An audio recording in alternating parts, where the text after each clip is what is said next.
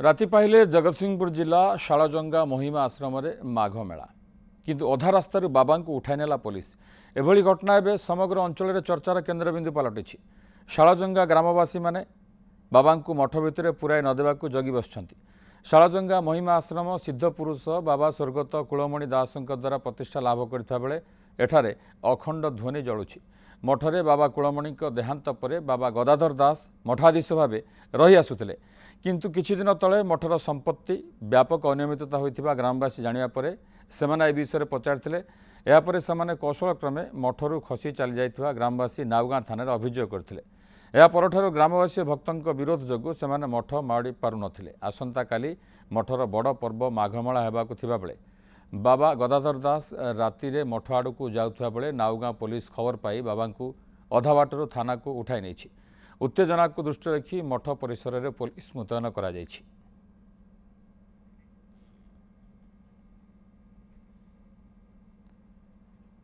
मनोज दास जोड़ी होती जगतसिंहपुर प्रतिनिधि फोन लाइन रे। मनोज, प्रकृत में घटना कौन? कारण आसंता काली माघ मेला ता पूर्व बाबा को पुलिस उठे नौछि कोटना कोटी निश्चित भाव में ये गोटे चर्चार केन्द्रबिंदु पलटि। बर्तमान पुलिस कौन कहूँ गाँ लोक कौन कहते?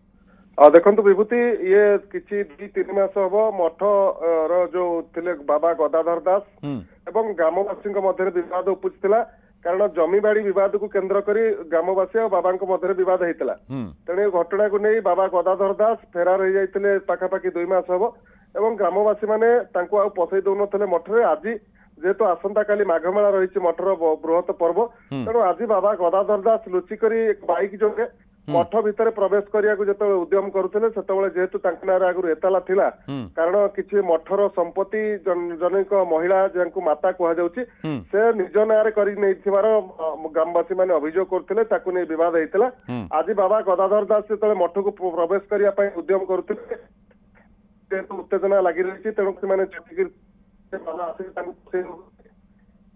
पुलिस बाबा को मुगई छक निकट में अटक रखी थाना उठे नहीं थाना अटक रखी पचरा उचरा करुच्ची। जेहेतु आसंता काली पर्व रही तेणु उत्तेजना को दृष्टि रखी एक प्लाटून पुलिस मुतयन करा महिमा आश्रम शालजंगारे।